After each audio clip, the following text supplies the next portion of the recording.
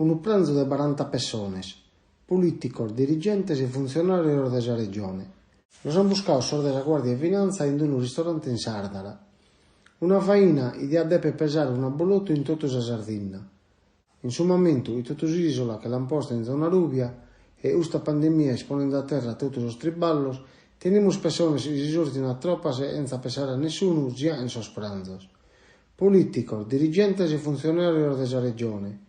Los han buscado sor desa Guardia de Finanza in su ristorante desas termas de Sardara. 40 personas, totus urtias pelandende. Aumenti sono entrados os financieris e meda sono guios, ma de che 8 personas sono istiti a firmas, cada non si son númenes. In sa autocertificazione e anatto han posto io in cuepo triballo, magari nessuno di ia da mania usta sortida.